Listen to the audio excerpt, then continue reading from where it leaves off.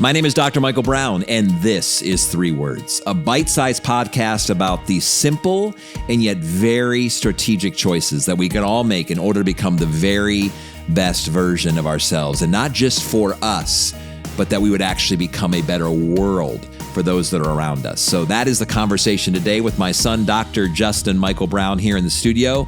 Not to be dramatic and not to be exaggerative, but this is probably one of the most challenging, raw, and honest, and quite honestly provocative episodes of 3 Words podcast ever, as we talk about this particular topic, voting for others. We're actually going to dive into 2 very specific issues at the ballot box this coming year, and that is around abortion and around the legalization of marijuana. You will not want to miss this little bit longer than normal episode of 3 Words podcast.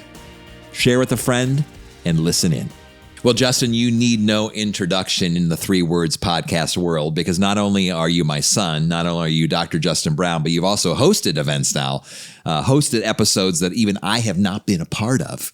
And it's just great to have you back. And I think this will be probably one of the most memorable conversations we have. But before that, I would love for you just to briefly introduce yourself to maybe the few people who might not know who you are at this point. Sure. And I'll use, I guess, my introduction as an opportunity that's also giving context for our conversation. So I am a family medicine resident physician. So I'm in the last year of my training to be able to be board certified as a family doctor. I have specific professional interests in health equity, making things better in the healthcare system, making our systems work more effectively, specifically to improve patient outcomes. And I also have a specific interest, and I would love to work in the nonprofit sphere, and specifically improving the quality of care for people who have been affected by the carceral system or by the criminal punishment system in our country. So that's a little bit of me professionally. My wife and I live in Akron, as you know, and for our listeners as well who aren't as connected to me, recently we have been fostering a young black man, I guess. And that will maybe come up in our conversation as well, but is kind of our season of life right now also. So yeah, well, obviously, and my oldest biological son, actively involved in DMB coaching, consulting, speaking, but also podcasting with us. So it's great to have you here in the studio. And here is going to be our conversation today around these 3 words. Vote for others. I was so excited to hear that you wanted to do this episode with your father, because this is something even in the last probably, 5 to 7 years, for me, I've been thinking more and more, particularly during this kind of really challenging political environment. How do I vote for a variety of issues? How do I decide what to vote for? What's important to me? What issues to get behind? What issues to care about most? And one of the thoughts that came to me, and I don't remember exactly when it was, but it's probably been between 5 and 7 years. What if I actually stopped voting, or making all of my voting decisions around the notion, what is best for me? How will this issue affect me? My taxes, my freedoms, my this, my that, but actually voted with an others-centered perspective to think about. And I've been encouraging, as you know, Justin, I've done this with our kids, I've done this with our family and our friends, to say, what if you voted with this paradigm, in this perspective? I want to vote in such a way that blesses the most people, that actually helps the most people, that serves the most people, even if that means it's to my own personal disadvantage. I mean, obviously, one example would be taxes. I hear people all the time, particularly as we're now moving toward another election season, people making decisions based upon money. It's like, well, I'm going to vote in whatever way at any time based upon how I can keep more of my money and how I can have less consequences to my own pocketbook. And I just thought, that feels funny to me. It's like everyone's voting for me and my family and my whatever. And so I love this idea that if there's anything you take away, I know we're going to get very specific topics and issues as we move into this election season, but if there's one takeaway, I want people to at least ask the question, what if when I go to the ballot box, when I send in my ballot, can I consider voting for the larger whole as opposed to just me and my family? So I'm excited to have the conversation. I know we're going to dive into a few issues that are really important in the state of Ohio. I know you've kind of given me a heads up on those issues, and I'm looking forward to kind of hearing your processes in that. But I'm excited just about the conversation. Vote for others. Yeah, I appreciate, and I think that when this conversation came up, I know I was on the podcast recently, and we try to space out the time, but I was thinking to myself, I don't always comment specifically in a public way on every political issue, but as someone who wants to be a justice fighter and advocating for those in our world and our society who are underserved, who are vulnerable, and who are oppressed in our society, I feel like it is one of my most important and urgent responsibilities that when my specific professional interests, when my areas of expertise align with those specific political topics that are in the news, I feel compelled to comment on and to speak of those specific things. So obviously our conversations today are about our upcoming state of Ohio's November 7th election, on which there are 2 issues on the ballot. The first of which has to do with abortion access, and the second of which has to do with legalization of marijuana. So it is likely that this conversation will be the first of its kind on 3 Words Podcast. So we're actually going to dive in to talking about your perspective on abortion access, your perspective on the legalization of marijuana. But I know you well enough that you are going to, and we're going to engage in this conversation open-handedly, but also with tremendous amount of nuance, because these are complicated issues. These are challenging conversations. And, one of the things that you and I both have very low tolerance for is people who make everything black and white. Sure. Like, this is right, this is wrong, this is why. But it's more nuanced than that. It's more complicated than that. And I know that, and I'm so proud of you, son, that you actually are, as a young man, thinking about things in a very comprehensive, holistic way, and not just based upon what you've heard or how you were raised, but you're always asking the question, why and why not? And even have the ability from time to time to change your mind about different things. And I think that's really cool. It shows maturity.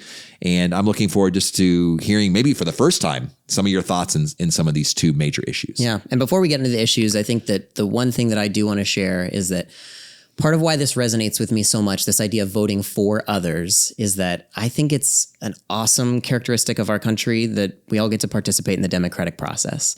But I'm also mindful of this reality that not everybody really has access to vote in the same way that I do. I'm mindful of the fact that for so much of our history, it was white male landowners that could vote. And it was 100 years after our country's founding when Black people could vote, about 150 years before women could vote, that voter suppression started with literacy tests and poll taxes, and it has progressed and progressed. And even though the 2020 election was verified as the most reliable and safe and protected election in American history, there have been all of these efforts to, specifically for Black individuals, to suppress their vote. And I feel that as someone who has ready access to vote and the privilege to do so, it is, I feel like, my obligation to take into account that I am not just voting for myself, but I am voting for those who maybe their voice isn't heard or honored or respected as much in our country. I appreciate that perspective. So let's talk about abortion access. Yeah. How have you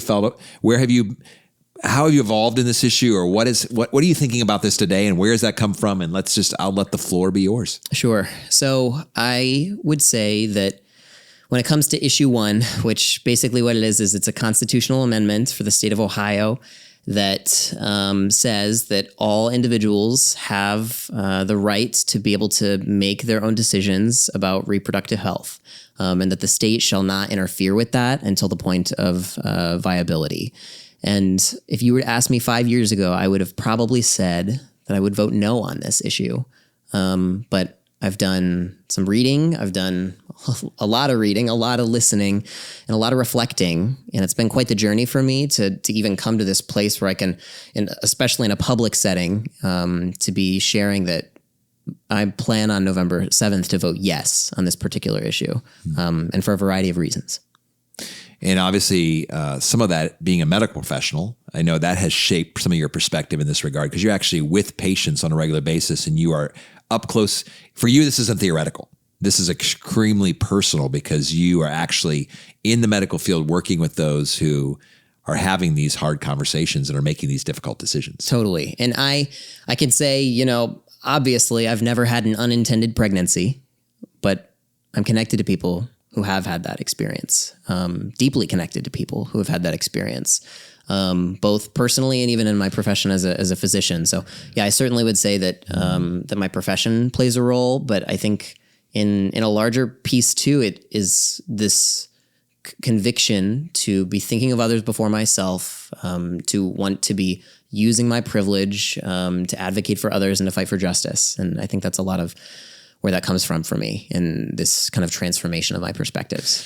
So for those listening in who obviously are going to be coming up to election, if they're in the state of Ohio, sure. But obviously this transcends even the state of Ohio because obviously these are the two issues we're going to be talking about are issues that are going to be continually before us for probably years and years and years to come, from state to state, nation to nation, and so forth. But why would you vote yes at this point? Yeah. Why have you changed your mind and would vote yes on issue 1?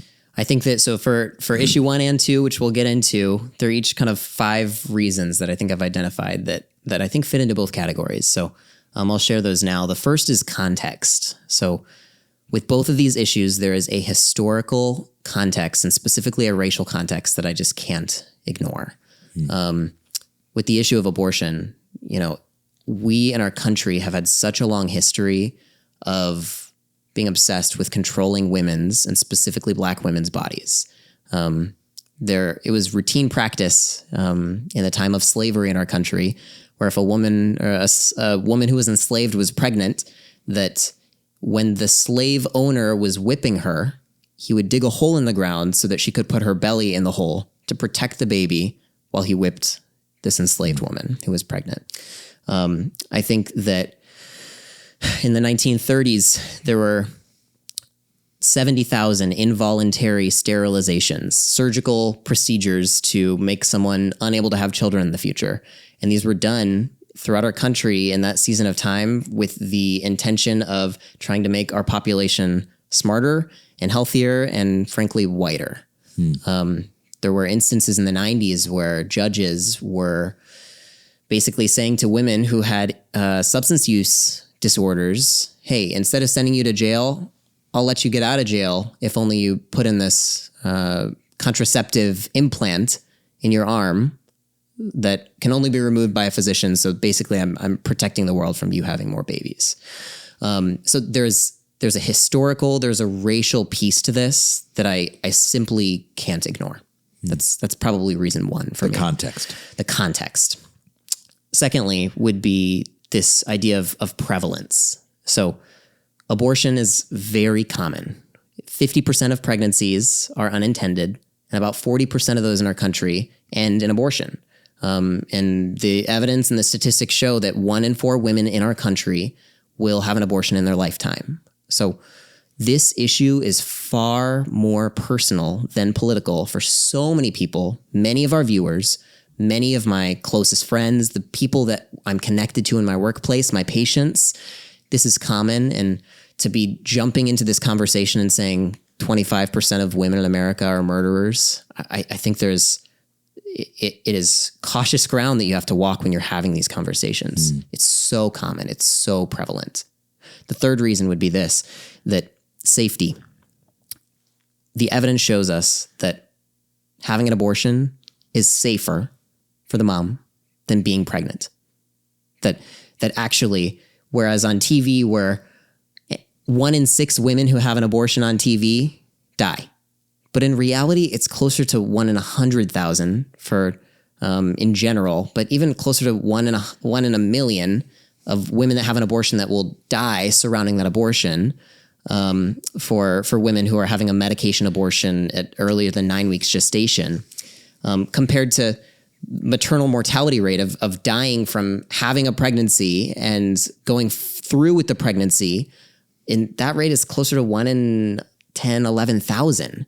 So the stats say that it's about 15, even 100 times more risky for mom to die by being pregnant than it is if she has an abortion. And that those disparities are even worse for women of color.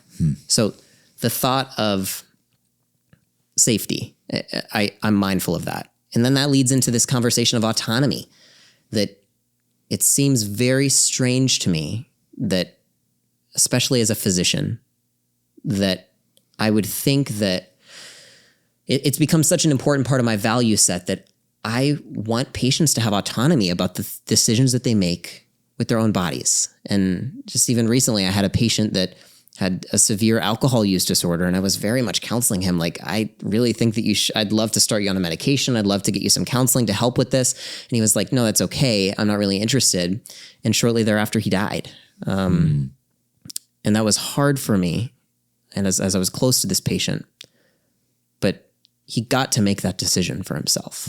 And I think that for all of the various outcomes of having a pregnancy, of ending a pregnancy, socially, financially, physically, as we talked about, I think the best person to make those decisions is the woman herself with the support of her doctor.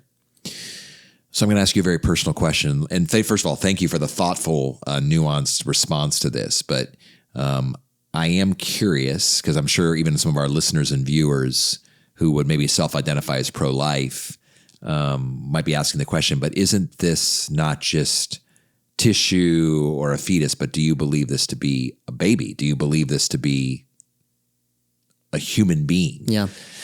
How do you reconcile some of those ideas with what you just shared with me? And I think that for me has been the hardest part of this transition, this conversation, and continues to be so. And I think that is the point of this conversation, is I am conflicted, but it's not my decision. For one.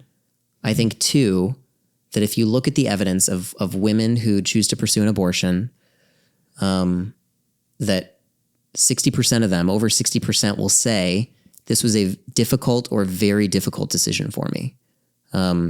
Within the context of morality and religion, over 50% of women who have abortions would say, like myself, that they are a Christian or a Catholic. And 20% would say, I believe this is morally wrong. So I can be conflicted. They can be conflicted.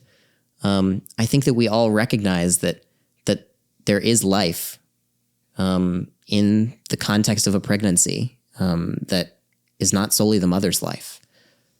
And the question of this philosophical question of when does life begin is a nuanced one. It's black and white. It's very difficult.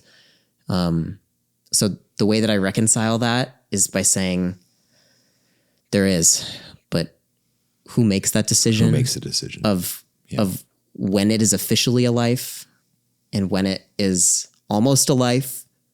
I believe that, it's a living thing throughout the entire process, but I think that these other layers of this conversation are important enough to me that it allows me to come to a place where I can say, I'm pro-life, but pro-life looks a little bit different and more nuanced for me than maybe we've been led to believe that being pro-life should be. And that leads to kind of this fifth point of why I've changed my mind on this is approach. So for many people, and I could maybe say for myself as well, if the goal is to reduce abortions, let us consider addressing the root cause of abortions. So many women are having abortions because they're in poverty and there are financial concerns related to having an additional pregnancy. 60% of women who have abortions are already mothers. The evidence shows us that if we increase access to childcare, paid family leave, improve our system of economic inequality, if we address our culture of toxic masculinity and address intimate partner violence in our society, reduce access to deadly weapons, if we increase access to contraceptives, that if people are given free access to birth control, it reduces the rate of abortions by 75%. For those that are concerned about late abortions in the second trimester, the most common cause of second trimester abortions, first of all, is not recognizing that someone's pregnant, and two, having poverty and not having access to an earlier abortion. For those of us that would say that we believe that there is life in the womb before delivery, at some point along the line, we could perhaps come to a place where we would say, well, I don't maybe want there to be as many second trimester abortions, so I want to improve the access of early abortions. There's nuance here, but I think that it's all about this conversation of approach. There are ways that we can care about and honor the sanctity of life in a way that is not criminalizing women and their support systems and their doctors. I hope at this point in the conversation that you are still hanging in there with us. It's a lot to digest as my son is helping us really think about these issues in a very comprehensive and nuanced way. There is no question in my mind as I hit pause in the middle of this conversation that this will be an episode that you will share with at least one friend, if not more. Please do so. Now back to the conversation. It's a lot. It's a lot. Yeah. I mean, it's a great conversation, Justin. I appreciate the thought and the energy and the effort you've put into being able to articulate these ideas. And I know it's not been easy because you've been wrestling and processing these things. And I'm actually hearing it for the first time, not the wrestling that you've been having, but even how you've articulated that. The second issue might be a little easier to talk about. It feels like it is. Well, and I'm just curious because I've really never thought much about this. Yeah. So let's talk about the legalization of marijuana. Sure. So issue 2 on the Ohio Constitution, on the Ohio ballot on November 7th is not a constitutional amendment. So it's called an initiated statute or something like that, which basically means that everyone's voting on it. Simple majority wins. And it's basically to create a system where recreational marijuana is the standard terminology. And the way that I prefer to describe it, and the experts would describe it, as adult use cannabis. And I'll get into, I guess, kind of the reason why I would describe it that way, that it would be legal, that it would be regulated in a similar way as alcohol. The statute would basically allow individuals who are over the age of 21 to have a certain amount of cannabis, that they would be able to grow a certain amount of cannabis, to give it to somebody, that they would institute a tax of 10% on all sales that would go towards social justice initiatives and addiction treatment. And that's issue 2. So if you asked me 5 years ago, what would I vote? I would have said no. I'm in a place now where, because of the social justice bent, as well as being a doctor, where I would say, yes, for sure, I would vote yes on issue 2. So let's talk about why no. Please. So 5 years ago, why no? Why would you have said no 5 years ago? I think along the conversation of vote for others, voting for myself, I would say, I've never used marijuana, and I don't like the smell of marijuana, and I think that the idea of people using drugs is bad. Like that's kind of, I don't mean to minimize the complexity of my thought, but honestly, I hadn't thought all that deeply about the conversation. But as I've kind of transitioned in the way that I've thought about this, we can talk about the same issues. So historical context. Cannabis is one of the substances that in the Prohibition was, just like alcohol, illegal in the 1920s. And within the racial context, there was concerted efforts by the federal government to associate cannabis with something that was bad and that people didn't like. So that's why they called it marijuana, which was meant to associate in people's minds with Mexican immigrants who are bad and we don't like. So there's that layer. In 1971, when President Reagan had started and launched this war on drugs, it was at a time when illegal drug use in our country was actually declining. And 2% of people in the United States would say this is the number one issue. It was made to be this big issue, and it led to a real problem with mass incarceration in our country, where currently over 10 million Americans every year go in and out of the criminal punishment or criminal justice system, as it's been called. And this is disproportionately affecting Black individuals. It's been called the new Jim Crow, where currently today, 1 in 3 Black men in their lifetimes will be incarcerated. And currently, there are more Black Americans under correctional control than were enslaved in 1850. So there's a historical context here where we've seen that this war on drugs has proven to be what it always was, which is a war on Black people. There's this historical context and racial context here that I just can't ignore. A second point for kind of where my mind and my transition has gone is prevalence. So 45% of Americans have used cannabis at some point in their life, and about 20% have used it in the past year. And for something that is so common, for it to be at the same time illegal and to be in a discriminatory way, the fact that Black men and Black women are being incarcerated and arrested for this at high rates, even though their use is actually lower than white people's use of cannabis, is crazy to me. I think that as we think about current law and current frequency of how many people are incarcerated, there are every 58 seconds, someone's arrested for a cannabis-related charge.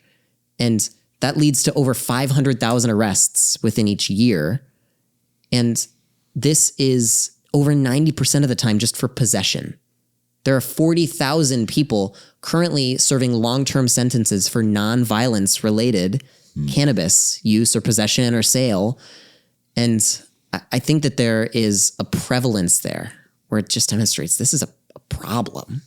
That when we move on to this conversation of safety, there are certainly, as a doctor, I can acknowledge there are some safety concerns related to cannabis use.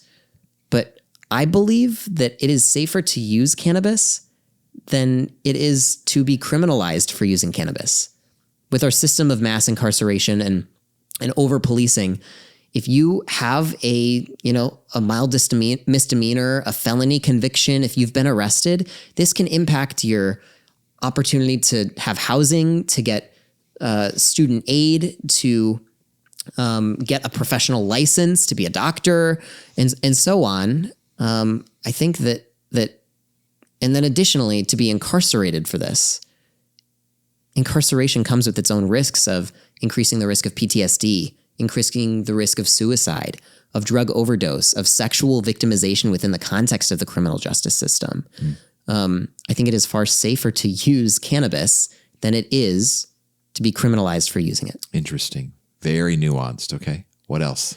The next reason I've changed my mind on this issue is this idea of autonomy, is that I want patients to be able to make their own decisions. There are evidence-based benefits to cannabis use, which is why in the state of Ohio, medical cannabis has been legal since 2016, but it's primarily the people who are certified and licensed to be able to use medical cannabis are white guys with jobs and health insurance. And most of them are taking it for chronic pain, but there's also good evidence for it for anxiety, for insomnia, for chronic chemo-related nausea, that there is evidence that this could be helpful for people. And I have patients who are coming to me and saying, oh yeah, I use this product for my anxiety. And that's why I prefer to refer to it not as recreational cannabis, because recreation implies that people are partying and that they're trying to get high.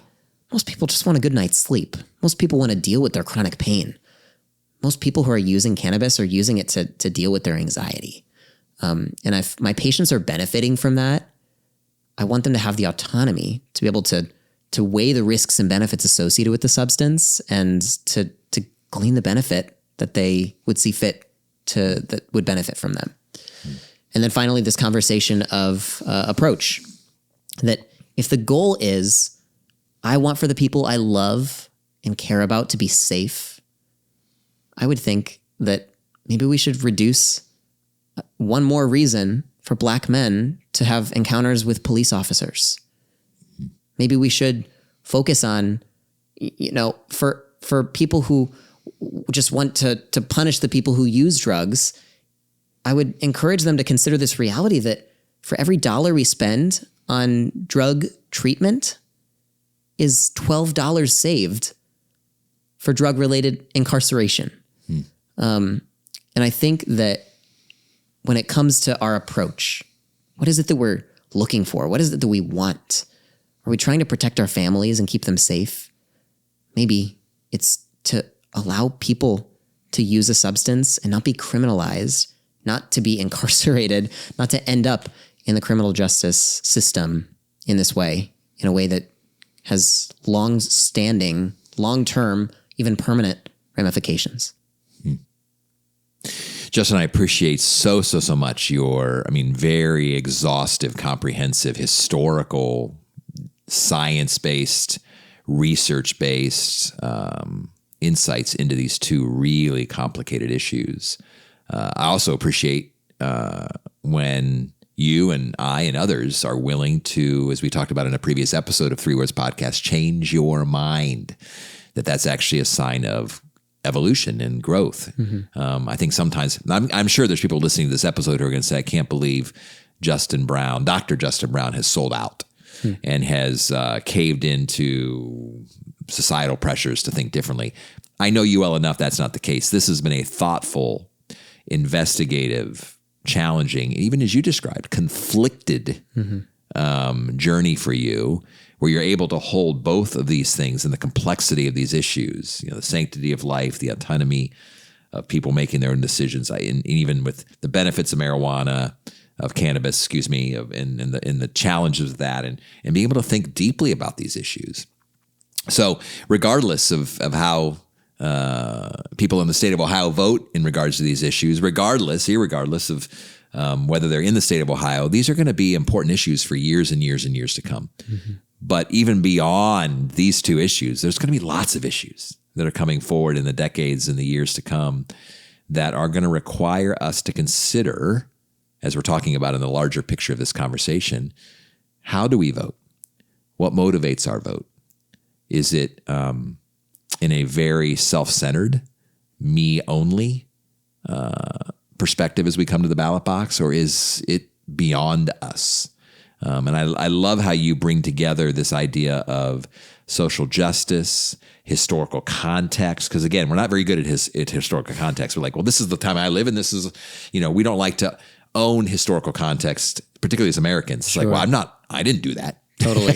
Yeah. So I just love that you're bringing that in, bringing all of those pieces into one conversation here in 3 Words Podcast. And obviously challenging to talk about abortion, challenging to talk about marijuana, but there's a larger conversation here at play. Yeah. Yeah. And I think as we wrap up, I want to share an anecdote of, please. In August, when the state of Ohio, we had our special election to basically determine whether we wanted it to be easier to bring about constitutional amendments or harder.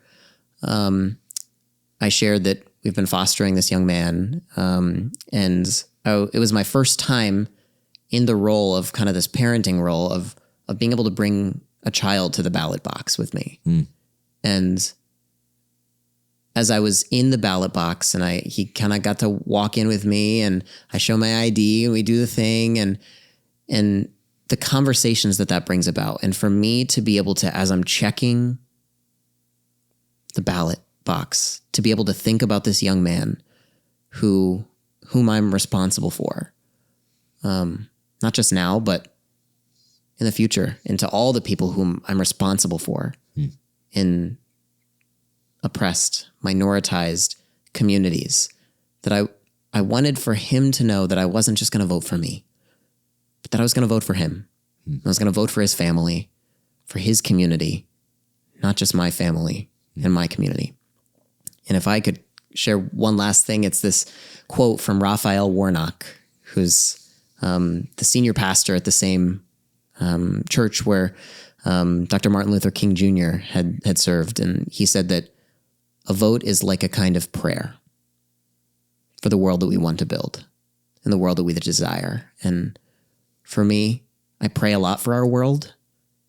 And I would like to invite and encourage you and our listeners and our viewers to join me in that prayer, but to join me as well in helping to build the world that we want, not just for ourselves, but to vote for others.